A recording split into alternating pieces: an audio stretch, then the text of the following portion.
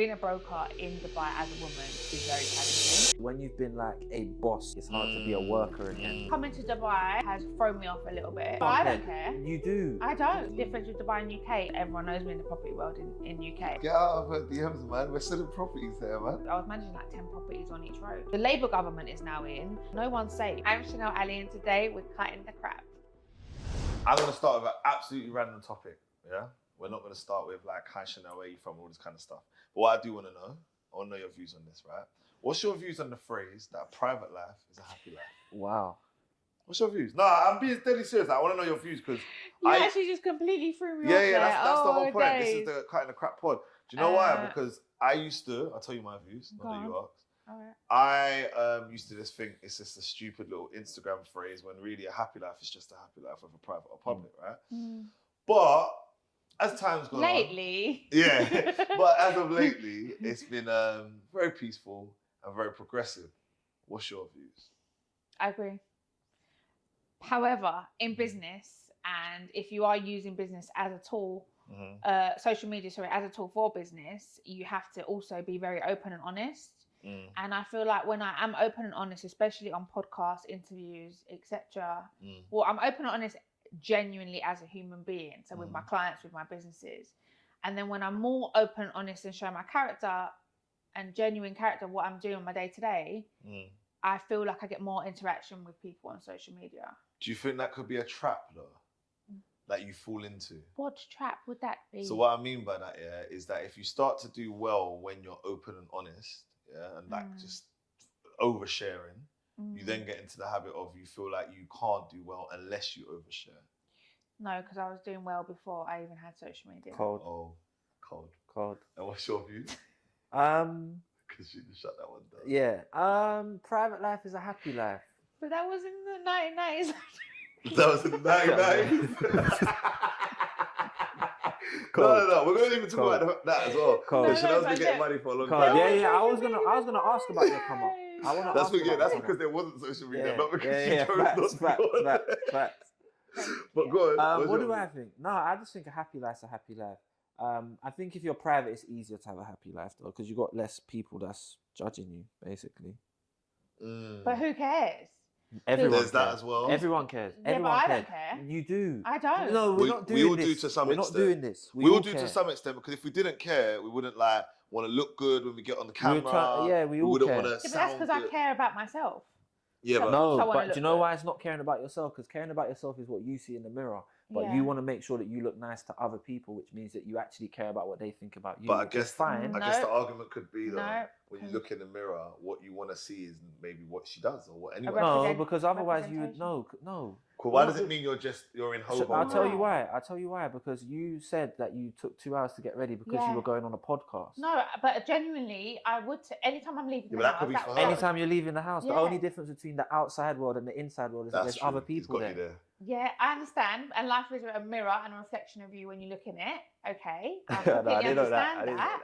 However, I like to look good. It makes me feel better inside. Yes, I appreciate that for sure, and I deem that to be true. And I don't think it's only for other people. But if we want to look nice when we leave the house, then other people thinking we look nice makes us feel good, which is actually fine though. I think it makes me feel good. I think that's a bit more attention. Like when you get attention, it makes people feel good, and you do need people to thrive. I think it just makes you feel good, knowing that you look good, whether someone says it to you or not. It makes you feel more confident. How do you know you look good unless someone says it? Obviously, you know. I feel it. Yeah. I know I look good every day when I wake up. I'm like, oh my God, I look really good today. Yeah, that's sick. In my head. And that's before I put makeup on and got changed. But I do think regardless of how at peace you are, it is very hard this day and age. Because you know, people always said that to me as well. Like, just fuck what people think. Who gives a fuck? Like, yeah, I hear that. Yeah, I do hear that. And obviously I do agree as well. When you're more private, it's easier to not give a fuck. But then, is it easier if you just removed you've removed the challenge, which makes it easier. But I think as humans, you're meant to care what people think. Like, why do we have to not care? Like, you're just not meant to care about what that many people think. Because we're meant to be, social beings. You're meant to care about what your good friends think, what your parents think, what these people think. But I wouldn't say meant to. I feel like you're allowed to. No, meant I don't to. That's think you how. have to. That's I how think you get if on you're with in people. line with what you want to do in life, Oh, yeah, you that's shouldn't- true. You That's should true. listen. We need people, right, to move up in places. We're social beings. And we're social beings. We need people to thrive off of, to give us energy. So us to be recluse on our own is not right. You'll never thrive in life. But at the same time, if you know what you're doing is 100% true in line with what you want to do and your core values, you don't care about what people think. Because who cares? At the end of the day, no one pays your bills. No one helps you. No one cares about you. Let's be honest. I care what people think. Well, that's you. Would you say you're a true peace? I would say coming to Dubai has thrown me off a little bit. I was a lot more at peace. I think because it's just a new circumstance, new surrounding, new business, new environment, new challenges, new law, new legislation, and it kind of makes you a little bit stressed. And as we know, in working in stress, I work well under pressure, but I don't work well under stress. Yeah, that's it. Yeah. I feel you. Would you say you're at peace? I don't know. What is peace? What is being at peace? You have to define it for me, I because think I don't peace know. is a perception, isn't it? I can only say what I think. I think you wake up with ease. You go to sleep with ease. You have a light heart. You don't feel like you have damaged relationships or like you haven't done bad to people. Yeah, by that definition, then And yes. I think you are just internally happy more. Remember, we spoke about this the other day. Not all the time. I think that's nonsense. I think that's what the social media's fucked everyone up on. Everyone thinks that to be at peace, you have to be happy 24/7 and love every part of your job, and then you'll never work another day in your life, which I think's cap. Yeah. But I would say being more happy than not. Yeah, definitely. But I think that's my nature though. I think I can be at peace just most of the time. Because as much as I said I care what people think I care way less than most people. Yeah, I think it's kind of mad that you said you care. No, the reason I said it is I care what people think and I care less than you care what people think. So my that thing means is you care. Yes, that's you. my whole point. Everyone cares because I do care. If I done something mad and my mum was like, "Whoa, that was mad," you'd care. I'd feel bad. Like if she was like, "That was wrong," like what? But the hell? I will say this that's though. like more of a moral compass. But I will say this. I think what's more important is if you feel bad. Yeah. Yes, it actually feels worse when you know. If I done something and my mum was like, "That was terrible," and I was like, "No, it wasn't," I wouldn't actually care. Yeah. If it made me think, yeah. I think as you get older as well, I think your internal voice gets louder rather than like if someone else said, "Oh, that was mad." I hear you, but I didn't think it was. I'm in more of a position to be like that. But then I would also say if everyone said it was mad, if everyone, I could be persuaded. So can I ask you guys, what is the opposite to peace? Disruption. I've been there. I'll tell you that much. Whatever the opposite to peace is, I've been there. Disruption, would you say like chaos. Chaos. Disorganization, just not feeling happy. Like, see that why I said the first thing I said was waking up, because I've been in a stage in life where I've woke up every day stressed and every day pressured or like just feeling down naturally. So I do know the opposite, I would say. Yeah, and I think when you know the opposite, then you'll know the opposite to peace. You know what peace is. Facts. That's true. So you always got to work your way back and then ask yourself, well, why? Why am I feeling at peace today? And then why am I feeling that's what we were saying. Chaos today. Remember we were talking about just like kind of just deciding you're happy, but working out what it is. Like knowing what the thing that is makes that you happy. You have to ask the why. I think knowing what it is very important. And you know what? I do think if you love what you do, you'll have a beautiful life. You will, but there's I think one thing to be clear, especially for like entrepreneurs, I think even if you love what you do, there's going to be parts of it you hate. You're going to have 100 challenges a day, and that's the whole point of being an entrepreneur. It's just how you're dealing with them challenges. Yeah, fact. Again, why? Why has this challenged me? Why has this happened today? And then trying to work backwards. Well, how did and take accountability for each challenge that comes into it, because it's all you. Like, and then once you understand it, it's actually all you. Yeah. You could be severely challenged, but it's just about you and finding the peace in your day to deal with it. Sound like you've done a lot of self-work. Oh gosh, I'm on one crazy. Oh, this is recent. No, I did a lot, but then, like I said, because I started feeling the unpeace and the unsettlement since I've been here, I've now got back onto that journey. So when did you move here? February. Oh, so you're still mad early. And what? Because I mean, you're not new to Dubai, right? No. So like, what's been difficult about it? Let's look at the difficult first, and then the positives, because there's obviously positives. No, like I said, the difficulty is just the change, you know, having such a big drastic change. Not just that, I think the challenge was I had a business of 17 years that maybe I took for granted that was doing very, very well.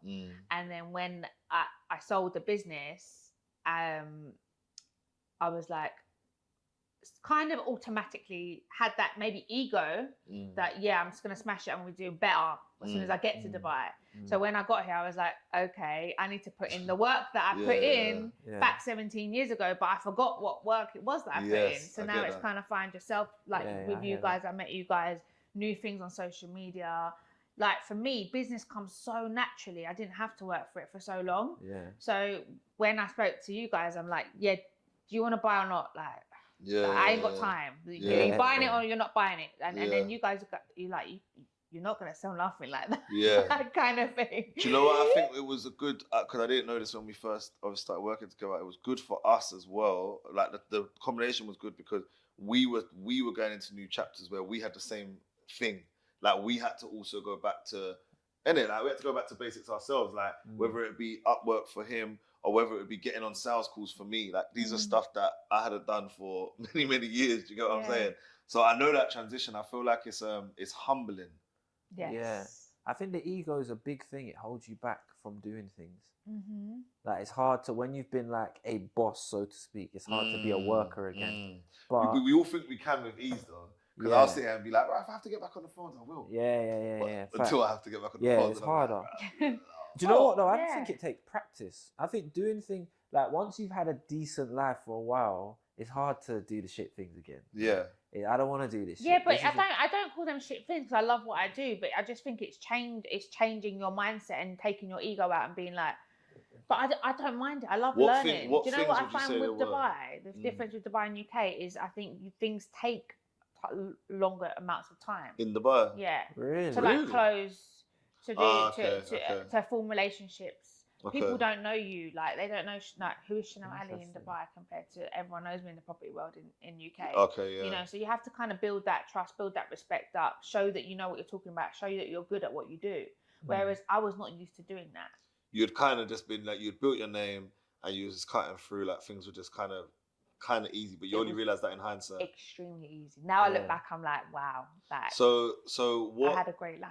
What are you gonna? In fact, I still have. Before that, like, what are the specific things that you'd say? Like, give us a couple that has been a big difference between you closing deals in UK and closing deals in Dubai. Well, obviously, because I've got to learn a whole new country, and the difference, the property market in UK to Dubai is completely different. Like completely different. There's off plan here. There's no off plan in the UK. Obviously, UK has been, the property market in UK has been terrible. There's off plan in the UK, no? No off plan. You just buy straight away ready. No. Yes.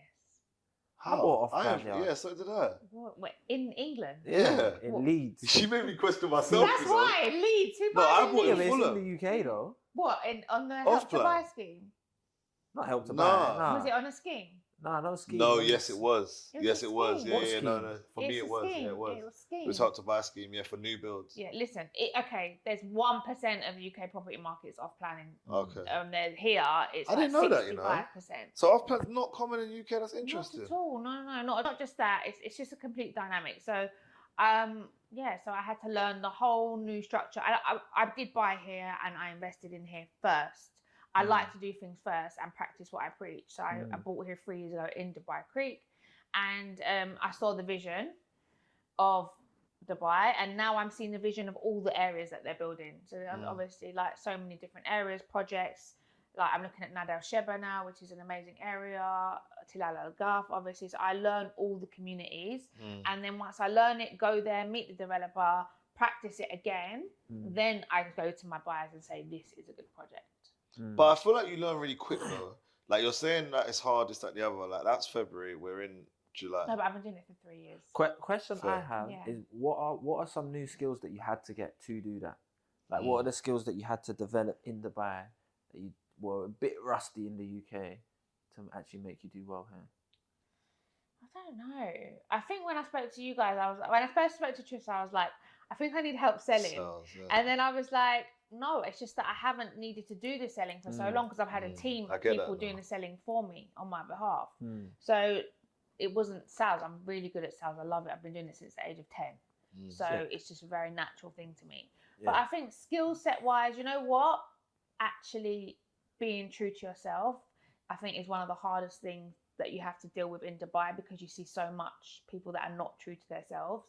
And keeping real, I would say, is and genuine to yourself is probably one of the most challenging things to do on a daily basis, because you can get so easily sidetracked, invited here, invited there, with this billionaire, that billionaire, out here, this party, that party, gifts, and you're like, you can be really clouded by reality. And I think that was the hardest thing. Yeah, I think Dubai can be. I remember I put a clip out there that done really well, and I spoke about this. Do you remember when I was invited to that guy's house and he was with me? Like, and it happened a few times when I first got here. It's like, send the driver, you pull up, the house is mad. What do you want? Like all this stuff. Yeah. But a lot of the time, the deal shit or what's beneath that whole like smokes and mirrors is just probably not even beneficial for you, and you're just kind of being. I feel like in Dubai, when you first come here, the people that have been here before, they see value in you quicker than you see it in yourself. Yeah. So as soon as they see it, which I get, is they want to try and latch onto it and work out. Sometimes it can turn out to be pure. But then you always need to ask why. You always have to ask why. Yeah. Always. Especially here, because like I said, remember there's a lot that's missing in Dubai as well. So when people come and it's like, oh, that would be really sick if I could put that with that and make that. They're just thinking about their benefit. You're thinking, oh my God, I'm in Dubai, my man's lit, this is gonna be lit, I'm done. Do you know what I mean? Fresh Prince of Bel-Air, crib loading. So all right, cool. So that was a challenge. What else? I think that's a very important point though, Trist, that you made. I think I feel like I'm a very clever and mature woman. And even if I am enjoying myself, whatever, once a week, and I go out with my friends and do what I'm doing, I know exactly what I want out of every situation, and I know what I'm getting into. And it might not be I might feel like rubbish the next day, for example, if I have a drink. But I still know, I'm still very oblivious to what I'm getting into, and that's very important. Yeah. Even socially. So do you think coming here, one of the other challenges, well, not even do you think, how has the challenge been coming here as a woman in business? That's a whole nother like. Do you know what? Being a woman in business, I've never suffered with, but I think being a broker in Dubai. I thought you was gonna say being broke at a woman. No, definitely. Alhamdulillah. So, being a broker, and I don't even like to call myself a broker, but being a broker in Dubai as a woman is very challenging because 80% of them don't have a clue about property, and they're just women winning it, meeting a guy randomly out, buy off me. A guy normally buys off them because of whatever. Can we talk about whatever? Can we talk about what you told me the other day? Or? What? That was mind game. No, because it's cutting the crap. Yeah, that was mind game. So you have to mention it. Yeah, we have to now. Because obviously, if you want to cut it out afterwards, we probably won't. But our viewers will know that was mind game. What kind of things happen in the... Because we all hear things, right? Everyone hears things. Even if you're in the UK watching this, you hear things. Yeah. But I don't really believe most of it. But now we've got you. You can tell us that this stuff is true or false. So what happens to get deals closed? Well, I've refused to deal with probably at least 3 clients since February to now that I have clearly seen that it's not just for a property transaction. There is other motives there. That's crazy. And I've just said no to the commission. And so they don't even want the property, or they just kind of... No, they do. They want you to show them some closing techniques. No, but mine's off plan, thank God. So I don't need to go into properties with people. So I specialise in off plan. So you don't even need to meet them technically. No, I need to meet them at the developer's office. Okay. But to be honest, most of my clients I'm selling on Zoom. So basically, to cut the crap, guys trying to move to you especially through social media, and they're like, guys, get out of her DMs, man. We're selling properties here, man. Take it easy. What's going on, man? Address it so But my first transaction, when I first got here, I was working with you guys really closely before I come, if you remember. Yeah. And then you were like, right, Shan, you got to lock them in. And I was like, all right, cool. So I had all this, but your guys' mentality and attitude on me, yeah? So this guy messaged me and he's like, hi, I'm from out of UAE. I said, okay. He's like, I want to buy a property off you. I said, send me a deposit, otherwise I ain't talking to you. Oh yeah. Like within the first line. We don't sell like this. Yeah, We don't sell No, like you this. do. We don't. Guys, you don't sell like that, man. Well, not obviously. I asked, it was like 2-3 days after, like, what property do you want? What project do you want? What investment? When are you ready to start? The normal questions, guys. I'm not amateur. Disclaimer. Thank you. Yeah, disclaimer. Yeah. And then we gave you a script of some kind. They were like, he was like, okay, can you send me options? I said, to be honest with you, like, unless you're going to show some sort of commitment, I'm not really willing to send you options. And he was like, well, how much commitment? And I said 20,000 dirhams. And then I think it was a bit more actually. And he slapped that. And he slapped that. Yeah, Right? he did. Okay. He did actually. And then after that, when he did eventually turn up to UAE, then we went to do it, and he bought the property, which is fantastic. It was my first transaction since I moved here properly. But then there was an ulterior motive. Oh, okay. Yeah. So then I was a bit well, okay. By that. Not to defend the guys here, yeah, but he said, I fell in love with you because of how amazing you are, what you do. What can you do about that? There's nothing he can do about that. He just fell in love. But you know what though? It's because you just means you're really good at sales. You know what I'm saying? That's what it really means. Okay, cool. So coming here being a woman, obviously the reason why I asked that is because I've seen it firsthand that, like, I used to go into meetings with my business partner, and she was female, and like guys would literally look past her and just look at me, and I'm not even here to lead the meeting. Like they would kind of not acknowledge her. I don't feel like you have that issue though, because you don't see. Yeah. Why not? I can obviously I understand the UAE mentality because I'm Muslim, so I think that I've always had that in my benefit, and I'm just really good with reading people, you know. And I think if they're gonna give me that whole, oh, you're a woman, you're inferior to me, I will show them that I'm not, and then I'll just bite straight away. Like I did it recently, and I said, and I'm gonna question you out. Like, why didn't you do that? Why didn't you look at me? Like, why didn't you say hi? Oh, am I not visible to you or something? You know? And where's my chair? Like, I'll tell you what, I'll sit in the middle. How about that? Do you know what I'm saying? I want a coffee. Like, if they're not gonna ask me for a drink, I would like a coffee.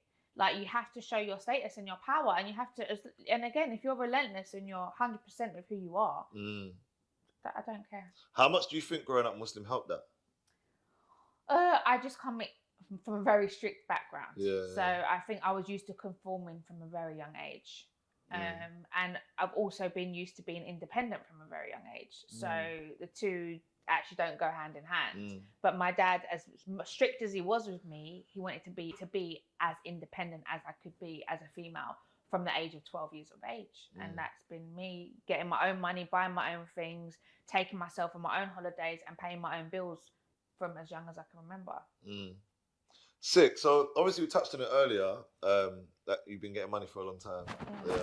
I've been working hard for a long time. Yeah, no one's taking the hard work from you. You've been getting money for a long time, right? Yeah. Because on all the advert interviews and all the comments, it's dad's family's money. Oh, is that what people assume? Yeah. Cool. Let's talk about that. Yeah, we're about to rip that one apart. So obviously we spoke about it a bit on the Zoom, but Cam, you wasn't on the Zoom, right? What no, Zoom? I don't think so. When Chanel spoke to the community, I don't think you was there. No. So I want you to go back for us a bit, because your journey is like, you're certified, and you can tell that from your journey, right? And there was even stuff I didn't know. So how did you get on in this real estate game? Like, how did that start for you? I blagged my way through it. So I just walked into an estate agency and said, I know what I'm doing. I want a job. And they gave me an estate agency job in Peckham, which was in a really bad area of South London, especially 18 years ago. It was like murder balls everywhere. But it's now, by the way, Peckham has really gone up. And so yeah, and then I just was I felt I was naturally good at the estate agency, and I loved it. What happened from there though? So you got the job, you were doing well. Then what? My mum, and this is where my mum come into it again with the article. My mum didn't want to see her daughter traveling to Peckham every day in reality, and she said, "Please just do it here." And I said, "I've only been doing it for 3 months." She said, "I found you a shop in Palmer's Green High Road. Come and have a look." And then I went to this massive freehold shop, and I ended up building 5 studio flats upstairs, and I was rent free for 6 months. So the rent from upstairs, by the way, I built the 5 studio flats after I saved money within the business and I started earning. But originally the rent from upstairs was paying for my Rightmove, paying for my Gumtree, paying for my advertising. And I had no money. I was blacklisted when I opened my business. So I had no funding. There was no like grants or loans back then. I just went all in, like literally all in and nothing to lose. Cool. So when you say you was going all in, like, Yeah. how did you build your line, man? Because I feel like you have really built your line. And like, we're talking about UK now. Like, look, when you go back through Chanel's page, like, it was lit back then. It's been lit. There's only litness, right? Yeah. It's been red bottoms before when we had HDR Gosh. filter effects. Yeah, That was my thing, red bottoms every week. Yeah, I see you shining. So what was that just all from you selling for a company, or was that when you had your own company? No, I only worked for a estate agency for 3 months. And then straight away went to your own thing. Yeah. So how did, because business ain't always that rosy. So why did it look so lit over there? I was flying. Can we elaborate? Like, flying bricks? Can we elaborate? First of all, I was the only female director of an estate agency within my area. Yeah. Secondly, I focused on a gap in the market. I didn't realise there was a gap, and it was lettings. Everyone was focusing on sales. In 2008, there was a massive recession. Sales stopped in UK, so I focused on lettings, and then I focused on guaranteed rents, guaranteeing landlords' rents, which they all got paid, and everyone was happy. And also, I'm from a Mediterranean. I'm Northern Cypriot, and I'm also speak Greek Cypriot, and my area was Cypriot area. Yeah. So again, I niched the Cypriots, and I was managing like 10 properties on each road at one point. And I would come from managing 0 properties to managing 300 properties very fast. Yeah. And with my property management, it's a massive business. Now it's rent to rent, right? But in 2008, it was management. Okay. I just guess I nailed it and worked very, very, very hard. So but enjoyed my life. Sorry, as well. did you get on quite quickly then? There was no just like first year was shit, or was it just straight away you just on? It was really good. Nah, she was in Selfridges within 6 months, bro. Selfridges, I was in Dubai after 1 month. Imagine I opened opened up Range Homes. I think in April the doors opened, and by June I was only 20 and I was here. And I was like, and then I went Marbella. What was you doing hair then? Because hair, I was having a holiday. Just turning up, man. Yeah, but them times what there. you meant to do, you're 20 to get into the bag now. Yeah, but them times there, it wasn't really developed like it is now, right? Yeah, but I couldn't even go out then because they were strict with drinking and stuff under the age of 21. So I just was. You was 20 at the time? 20, yeah. Ah, so you've really been getting to the bag. Okay, so then you're building up Range Homes, and in Range Homes, just to confirm, because again, you say people in the comments, right? This is all you. Yes. Like there's all no... my dad did. My dad's a builder by trade, and again in 2008 that trade wasn't very good either. So he's a builder by trade, and all he did was done. He said, Chanel, I'm going to do up the office for you, and that's it. And he did. He made it nice. And to be honest with you, I didn't touch the office after that for 15 years. Really, I did a few touch ups here and there. Yeah. But I think you had already made money selling to fund your whole office and stuff like that already. What do you mean? So like, where did the startup funds come from? There was none. Okay, so just literally. So my dad did up the office for me, and I was getting the rent from upstairs. Yeah, so I had the whole building. Okay, got you. And with the rent, and I wasn't paying rent for my shop. Okay. For 6 months. So there was no. I mean, maybe I had like $5,000, but I was young. I was 19. And what was your team like? Was there a team? Were there systems in place? Just me. Just me. And my mum was helping me out. So you've done everything? A year. Invoicing, admin, accountancy. Everything. Set up the design. Me and my dad drew like a Range Homes logo on a piece of tissue. Like literally. And obviously that logo changed like 5-6 times. Obviously as time went on. I was door knocking, the Loot newspaper. Oh yeah. Let's talk about your door knocking, because you really been outside. You was doing door to door to get people as clients in your local area. Yeah. Everyone knows me in the whole of North London. I went to every estate agent, gave them a box of chocolates on the day I opened up, and said, I'm Chanel Ali. I'm opening an estate agency up. And I've become friends with all the agents. Yeah. Never had a problem with any competition. Didn't see them as competition anyway. So you got the formula really. It's just about you now bringing that to Dubai. I guess it's a bit different. Like, you're not necessarily going to go around door knocking. Oh, I'm going to every single developer and like, hi, I'm Chanel and I'm amazing and I need your inventory and I want training, and I've gone and trained with everyone. Sick. Okay, cool. So then range obviously started growing over the years. Was it strength to strength? Was there like dips? Was there hard years? Like, did you all? Was there any fall apart? With business, if you find the gap, I think the key to life is making sure your business and your life is recession proof. Yeah, so diversifying in any problem that you think that can come into your world. Like, let's be honest, Dubai has had a massive incline since 2020, and we're only in 4 years in it. And if you look at the history of pattern with recession and drops, you've got a good 8-year burn. Yeah. So I think Dubai is literally halfway through its potential. What do you think that's going to look like? Like, in the sense of, let's say 5 years down the line, I'm actually intrigued. Like, what do you think Dubai's going to look like? In every aspect, from the economy, from like... I don't think we can even imagine what it's going to be like. Good or bad? Amazing. Yeah? Yeah. I don't even think we can imagine what it's going to be like. Yes, obviously the population is going to grow 30%.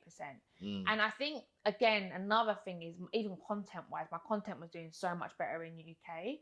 But then I have to understand that I'm British and UK is 9 million, London is 9 million people and Dubai is 3 million. Okay. And I'm very, very unique in UK. And be honest, I'm not as unique here because there's 70,000 brokers and most of them are women that don't know what they're doing. So, you know, it's about giving the time and the content, making sure the content hits as well, because my Dubai content ain't hitting as much as the UK one was. Yeah, but remember we spoke about it the other day. I don't think that's necessarily just because the content isn't hitting.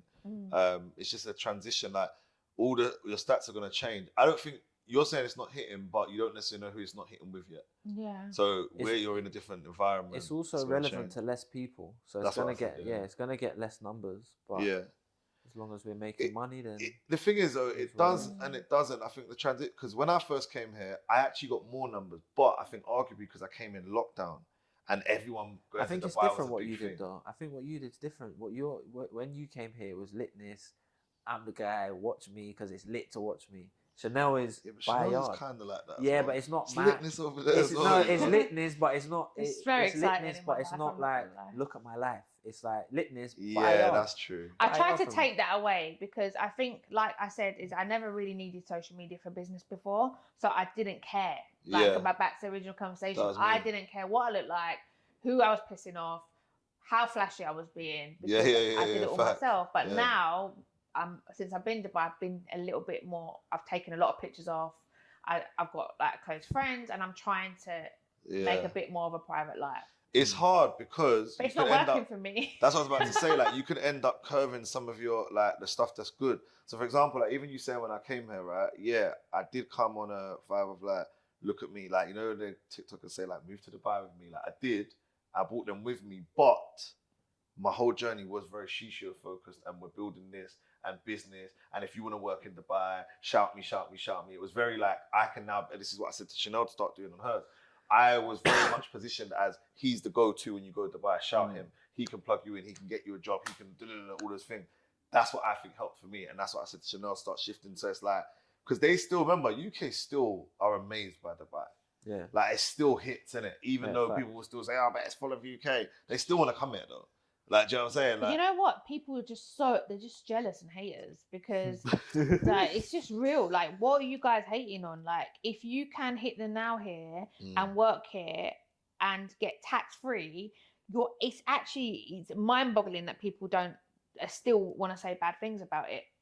After what we're seeing is happening in the UK, the Labour government is now in. The crime's going to get 1,000,000 times worse than it is, which is already dire. You know, I'm scared for my brother's safety. I'm scared for my little cousins. I'm scared for all the children on the streets in UK. No one's safe. Like, why wouldn't you want to bring your family here and you still want to talk crap about what's going on here? There's nothing bad going on here. What is bad about Dubai? I think to other people, because I agree with you, I think when something looks too good, they have to find the chink in the armor. Yeah, I think people like to justify bad decisions. So instead of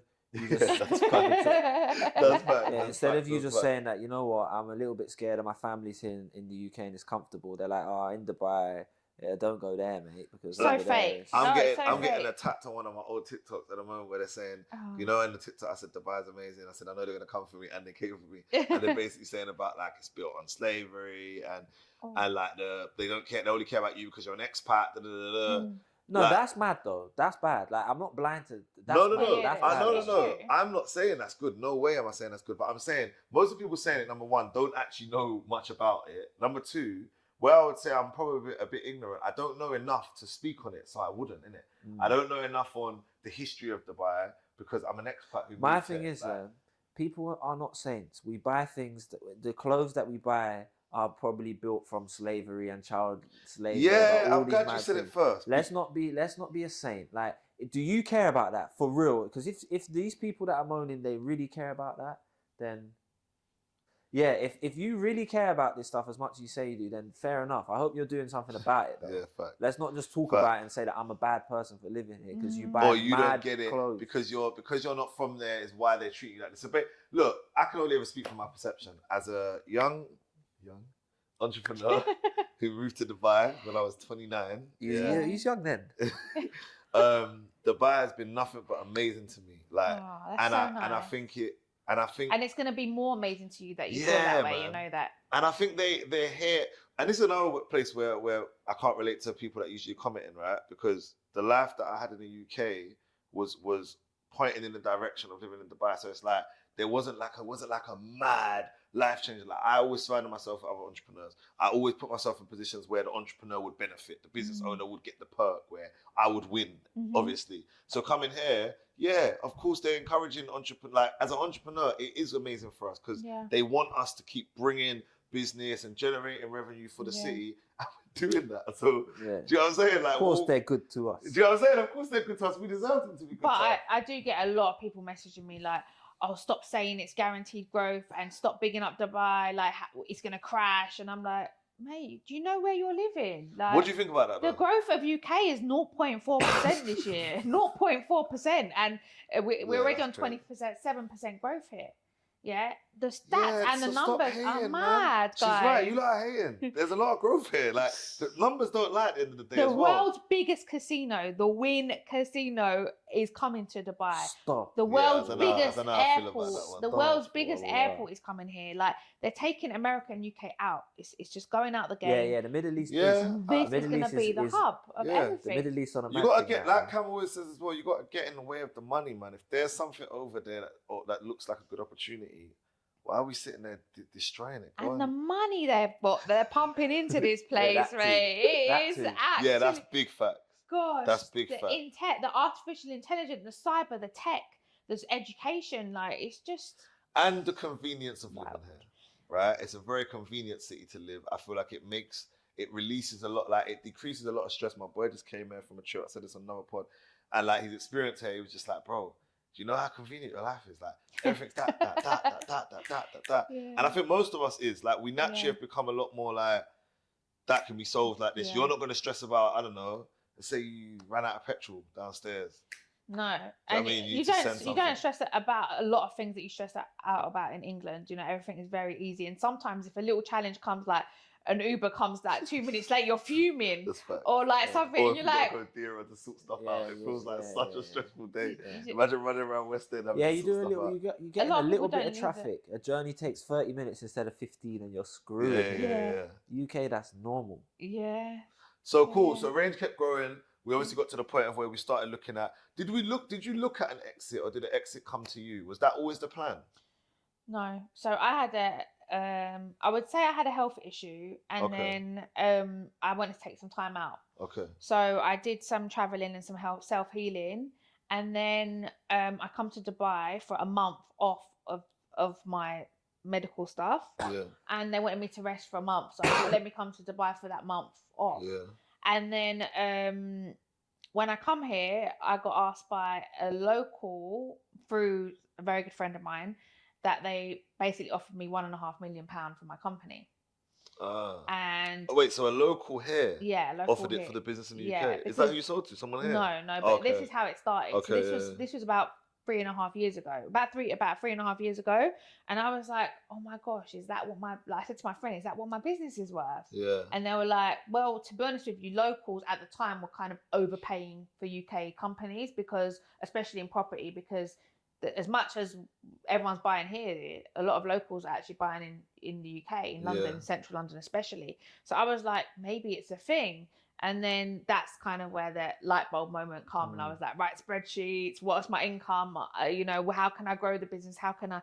So that's when I started to really, the problem was, by then I was just sold on Dubai. That month here just sold me. And I knew that this is where I want to live. This is where I want to invest. And this is where I want to move my business. Okay. And then, so going from you realizing that, firstly, I want to talk about realizing that, because I can't lie, we had a little moment like that, innit? When we was valuing the company, and then we was like, oh bro, we could, like, it's gassy, innit? Yeah. Because you've been working for however long it is, and your revenue be whatever your revenue is, but obviously, like, for anyone who doesn't know, when you value a company, like, it's got to be inflated because it's predictions as well. So what was that like? Like, in the sense of, was it just an easy thing to just jump out, or did you have any moment where you thought, I could make this even more valuable? I think I'll be honest with you, I made so much mistakes in business that now I look back with my head now and I'm like, I didn't see the real value in the business, and maybe that's because I didn't see the real value in myself. So like, I was undercharging, I was letting my staff make loads of mistakes because I wanted an easy life. I went to go to Dubai every month, you know, so I kind of like let the staff do stuff and close a blind eye to things, which I shouldn't have. And if I didn't do none of that, and I actually was consistent, and I was in England the last 2 years instead of being here, the business probably would be worth double now. I was going to say, do you think you could have maybe got more if you waited longer?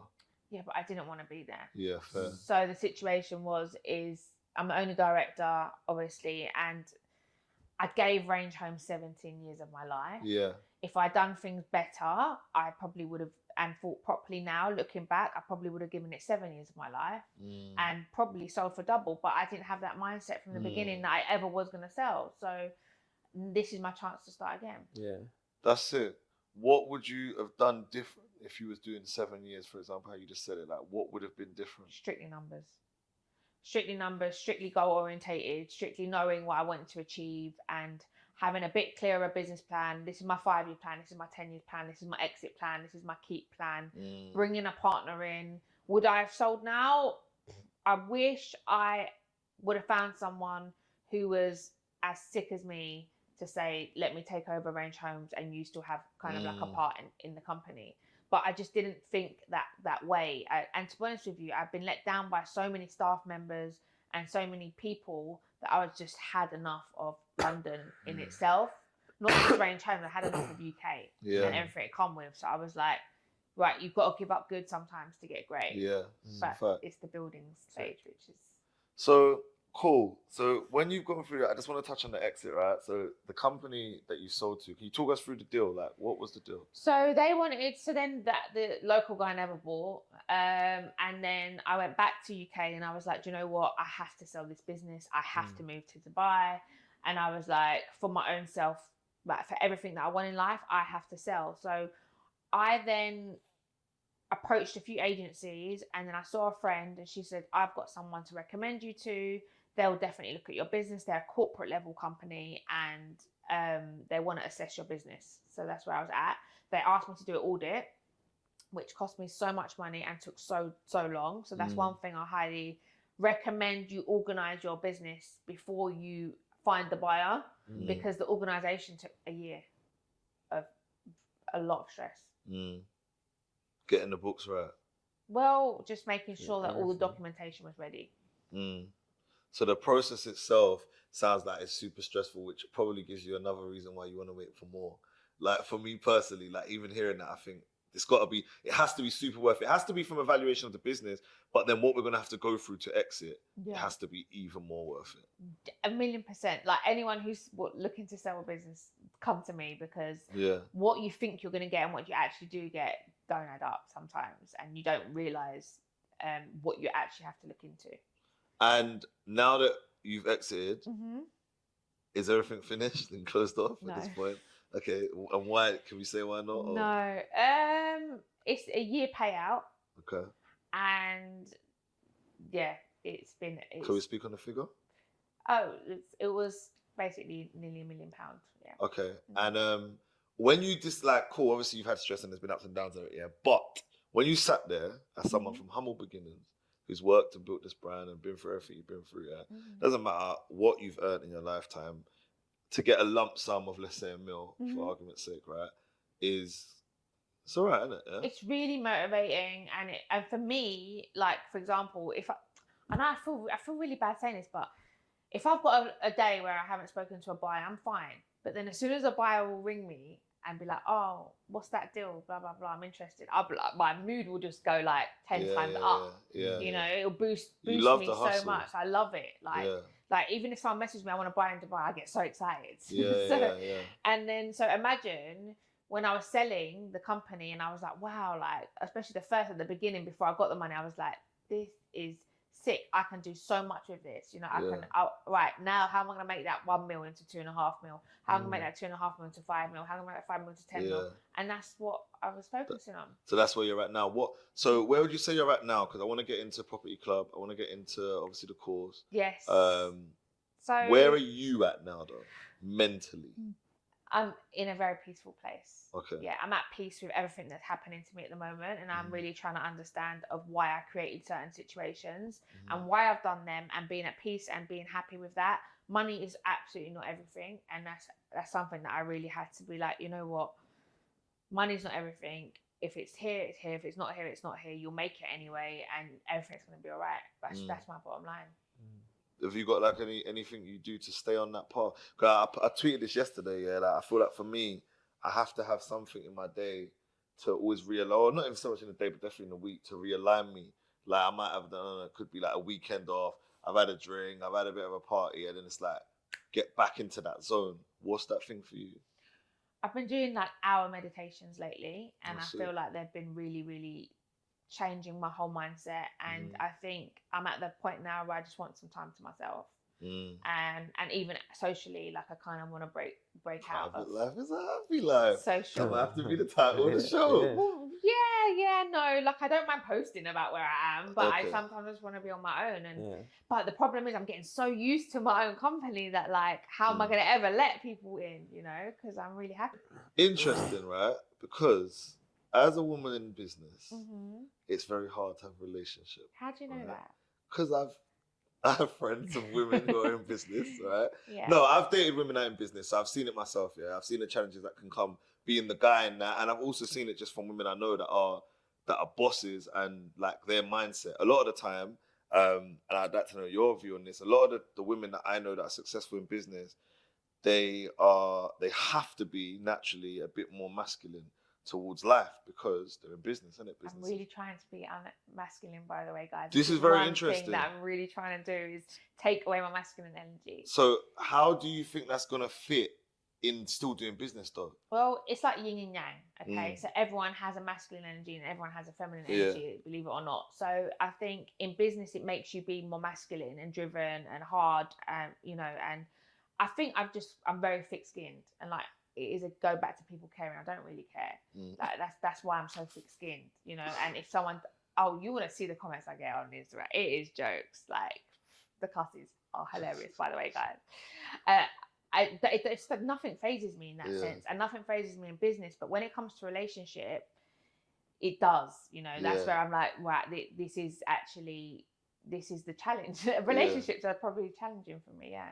Why though? Like, and how can you overcome this? Because there's probably so many women out there that will watch this, and it's like, I want to be her, yeah, everyone like, wants to be me. But single. my point is, it's like, obviously, like I'm saying, like I know, but I'd like to hear it from a woman. Like, why is it so challenging, and how do you plan to overcome it? Yeah, that's what do I'm you plan to now. overcome it? I have to overcome it because I have to make a change in my life, and you know. So you think the change is on you? 1,000,000%. How? Elaborate. Well, I don't know. I haven't worked that bit out yet, but I do believe that I need to change something for it to allow it in, you know, because I think you have to be soft girl. Soft girl era. What do you think is going wrong now? What do you think's? I'm the 1%. Is what's going wrong now, and that's the thing. Like, I'm not like no offense to any female, but I ain't like these bitches. Just say it. It's cut the I've crap. never depended on Saying anyone my there's whole nothing entire alike. life. Yeah. Nothing alike. And my dad has made me very strong and independent from such a young age. I've never depended on my dad either for anything financial. So, do you find it uncomfortable? Like, if a guy was to come in, I don't think I took a guy took me out on a date, as in a first date, and paid for it. Like, until I was about 28. Oh, I thought you said everyone. No, so I was about 28. Like, if I met a guy and they're like, "Do you want a drink?" I'm like, "Oh no, it's fine," and then I'll go behind him and I'll go buy myself like a bottle of champagne. So do you understand? Because look, I'm saying my views. That's all I I wanted. understand that was pushing people away. No, do you know why? Because of course. My outlook on this has shifted in the last year, and I used to be very pro masculine women. Sounds weird, but pro boss bitches. Obviously, like, I think for me, because I grew up with strong women, and it was just what I saw as I hated the culture of, like, not hated, but I wasn't a massive fan of like stay-at-home wives and soft girls and all this stuff. That wasn't really my thing. Yeah, it was like, women are meant to do their thing. Like, that's more attractive. But as time's gone on, I think that's shifted for me, right? Which being in Dubai does that, right? Yeah, you reckon that's what it is? No, I don't think that's what it is for me. I think if anything, it can repel because you see so many girls wanting to be soft girl and not necessarily qualify for it. I don't think it encouraged it for me. I think, you're gonna get hate for that one. Yeah, I said what I said, man. But I think for me, it was more my own experience, and then like being in a relationship with someone who had that trait, and then me realizing, okay, do you know what? Because you only know from experience, innit? So me kind of realizing, actually, I think number one, as a man, it brought my masculinity down, and I want my masculinity through the roof. Yeah, obviously balanced, but through the roof. And secondly, it shifted my view. It made me start thinking, do you know what? Actually, I don't think this is what I want. I think what I need, furthermore, is someone who's a little bit more softer and gentler and nurturing and does the traditional woman thing. Yeah, they might get me for that as well. But I also think to get that, you have to be the man who's doing the traditional male thing as well. Yeah. And I think what happens a lot is that it's a vicious cycle. Yeah, and it's a very thin line as well, because I do the soft girl stuff for people that I shouldn't be doing the soft girl stuff for. Like, we're actually really being real, because I am the traditional Turkish woman. Which is cook, clean, look after a man, massage his feet. That's me. Run you a bath, and I'll also be running 4 businesses at once. Yeah. So, but then if you are not gonna able to be like, how was your day? Were you stressed? Or is it all going to be about the masculine? No, it ain't. Because guess what? You need to appreciate what I'm going through in my day. No offense. Like, I don't want to be going through more than what a guy goes through in life. No, you shouldn't be. You shouldn't be. But I am. That's contradicting itself, though. I tell you why. Because you just said that you're on the soft, I massage your feet, I do this. Can be. You said you have been. I have been. But then it's also like, but fucking hell, I've had a stressful day at work. Okay, but let me tell you the vicious cycle. But let me tell you the vicious cycle that we and the man them say happened, and I think this is, tell me if I land wrong, Cool. All right, no, so cool. Great. So this is what I think the vicious cycle is, right? The men let down the women first. This is not, I'm not saying in our generation, so whenever. Then women are hurt and they were all walking around, they want to use men. I wouldn't just say use. You said that. If that's the word you want to use. They have the sharper edge on them because they're just thinking, I don't know if I can let my go to this guy because he might be because the men have let them down. So let me have a financial gain out of it, which is not even just the finesse. Not even just the finesse. I'm not even talking about just the finesse. I'm talking about the women that are hyper independent because they don't want to rely on the guy. Okay. Yeah, not just the finesse. And then what happens is now the guy is now dealing with a woman who's working XYZ amount of hours or whatever, and now has that energy you just said, where it's like, I've had so much stress today. Yeah. And then, but the guy who's trying to rule the world, which men should be trying to rule the world, And I wouldn't want to be with anyone who wasn't. Okay. But then that means we can't both rule the world. 1,000,000%. Okay. So what's your shift? There has to be a shift. My shift is fine. No, but why Cam said you was contradicting? Because you was on the thing of, I've had a long day too. Yes. Because it's about the man appreciating that you have had a long day and making it not so long for you, bro. And being like, Chanel, you don't need to do that anymore, sweetheart. Just stay at home and go shopping to Cartier and go and do your thing. 100%. The difference is with me is the life that I want, I have given to myself without a man. But a man can give it to you, though. Where are they? No, they can. But that lines up guys, I don't know what you lot are, but no, she's there, man. Shout her, man. Do you know what I mean? No, it's not But you need a big bag. You need a big Yeah, bag. yeah. But I think that's fine. It's the 1% though, isn't it? It's like the 1% that I'm looking for because I'm the 1%. Yeah, that's true. And it's about matching. And it's like, do you know what? Maybe I'm not going to find the 1% going out at 11 at night because guess what? Most entrepreneurs are in bed by 8, 9, 10. Do you know what I mean? I think there's still high value men that will be in. You don't go to shitty places. Like I feel like you still go to places where you could meet high value men. Dubai also has a lot of degenerate men that love drinking and yeah, that's very true. Many women at once, which I'm not looking for that. Yeah, that's true. Can't have your cake and eat it. All right, cool. So let's focus on where you're going. Right? Tell us about. Cam didn't want to say nothing about the masculine and feminine. She's trying to at you. If I say things, no. What would you like me to say? Be you. About what? What do you think about male and women working? I think, this is what I think.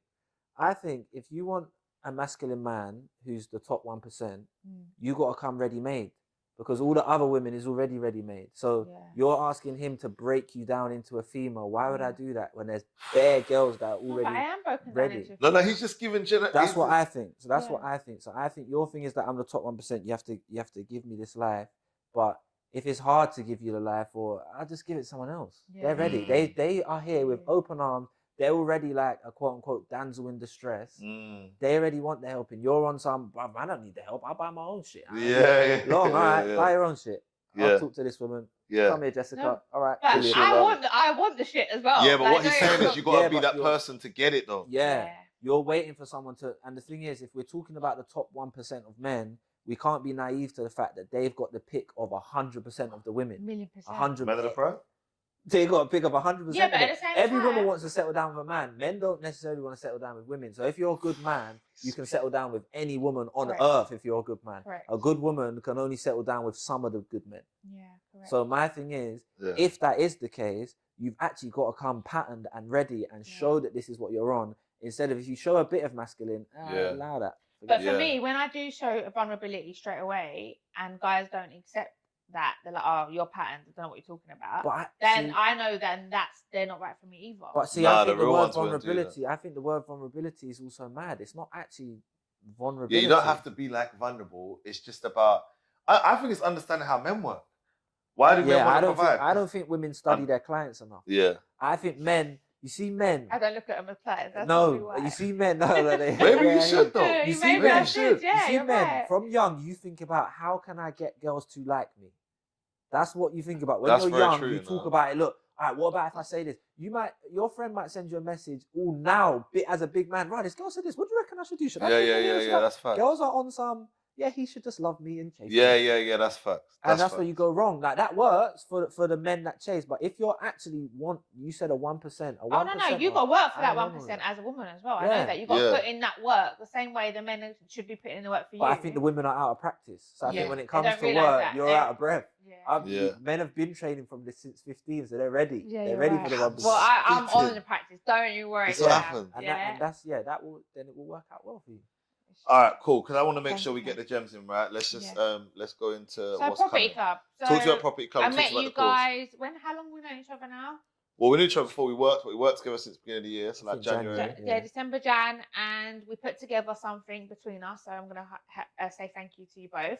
It's not just me; it is us that we've done this.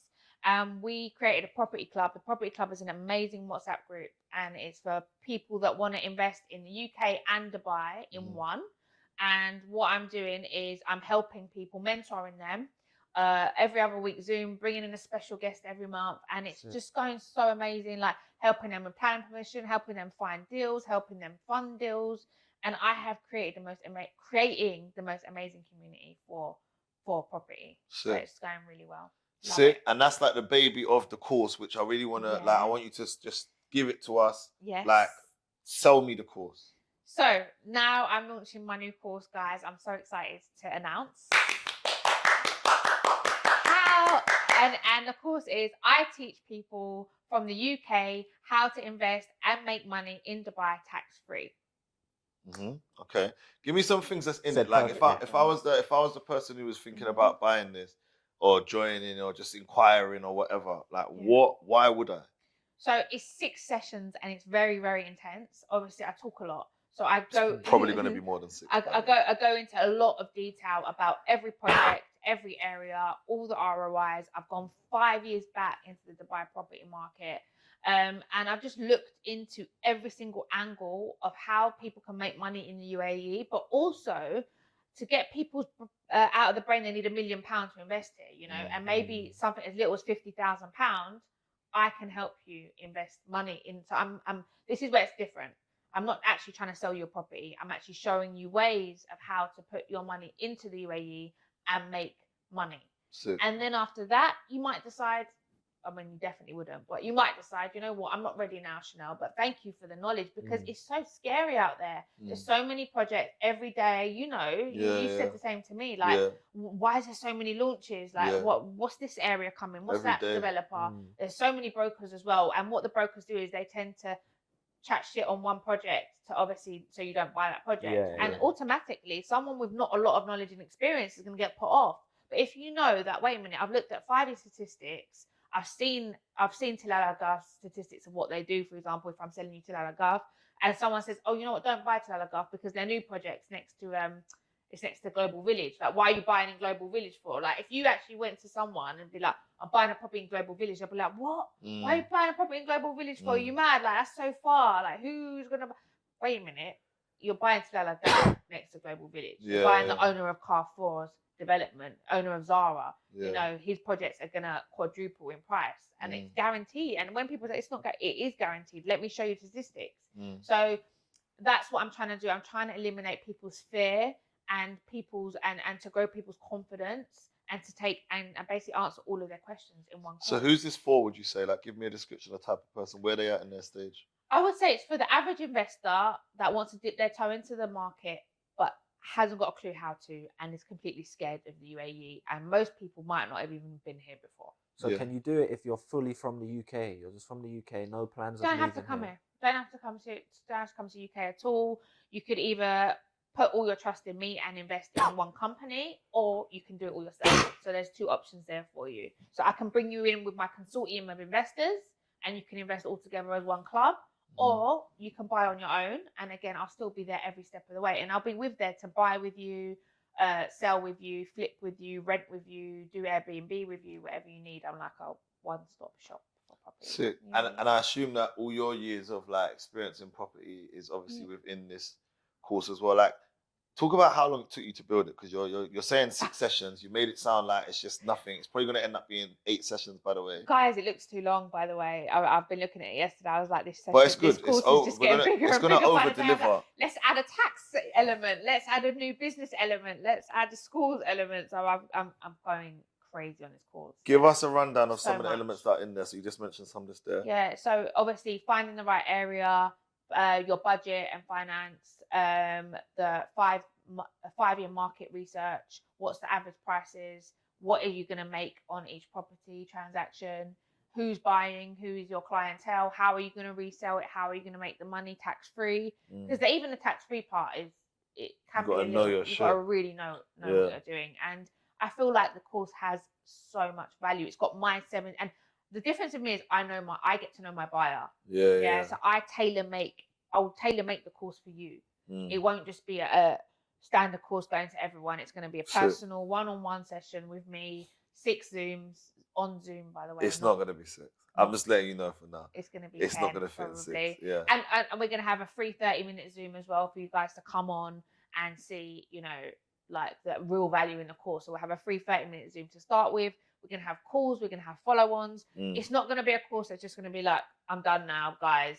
Good luck. Yeah. Like, I want to then build a relationship with you, a business relationship with you forever. Sick.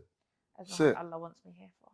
Amazing, man. So for people that do want to find out more of information on the course, what do they do? Just message me either Zoom or Invest, and then I'll send you all the details over to your email address. And we're going to be doing a special Zoom where we're going to go into what's featured. I'm going to give them a preview. Yes. Yeah. So that's why Zoom will give you the preview. Yeah, okay, cool. Sure. Yeah. Amazing. Thank you for joining us, Chanel. For those who haven't known about Chanel, check her out. If you don't know about Chanel, you should know about Chanel. Other than that, you guys. this is the Cut in the Crap pod. Are you guys investing now? Can you do me one favor? Can you do me one favor? Yeah. No. I'm definitely investing. Can you look at the camera, whichever camera is yours? and say, I'm Chanel Ali, and today we're cutting the crap. I'm Chanel Ali, and today we're cutting the crap. Bow! Bye. That's a wrap, guys. See you later. Bye.